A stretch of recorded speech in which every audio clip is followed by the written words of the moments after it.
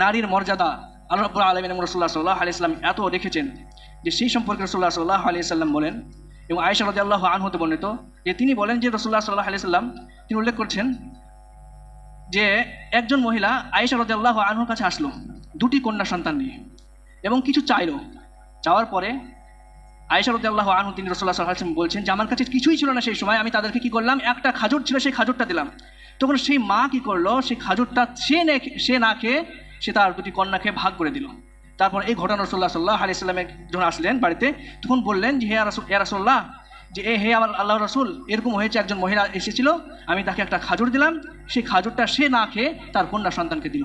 তারপর রাসূলুল্লাহ সাল্লাল্লাহু আলাইহি ওয়াসাল্লাম বললেন মানিবতুলি হাদিল বানাত, মানিবতুলি হাদিল বানাত, এই কন্যাদের দ্বারা যাদেরকে আল্লাহ রাব্বুল আলামিন পরীক্ষা করেন বিশাইইন কিছু দ্বারা, ফা আহসানা ইলাইহিন্না, এবং তারা কি করে সেই কন্যার প্রতি ভালো ব্যবহার করে।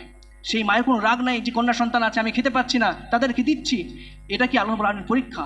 অনেক মানুষ, অনেক মহিলা এমন আছে, বিধবা আছে, তার কন্যা আছে, স্বামী নাই, ইনকাম নাই, চেয়ে খায়, ভিক করে খায়, তাদের জন্য বলা হচ্ছে যে এমন মেয়েদের জন্য আল্লাহ রাব্বুল আলামিন পরীক্ষা করে থাকেন যে তাদের জন্য বলছেন লাহু সাতরুম মিনান নার, তাদের জন্য হচ্ছে জাহান্নাম থেকে তারা এসে কন্যারা হবে পর্দা। অর্থাৎ সে খাচ্ছে না, সেই খাজুরটা তাদের দুজনকে দিচ্ছে, এমনভাবে আল্লাহ রাব্বুল আলামিন তাদের পরীক্ষা নিচ্ছেন।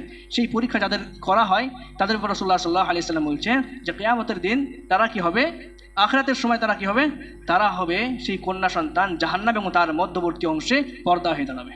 অর্থাৎ তাকে, সেই মাকে জাহান্নামের আগুন পৌঁছাবে না।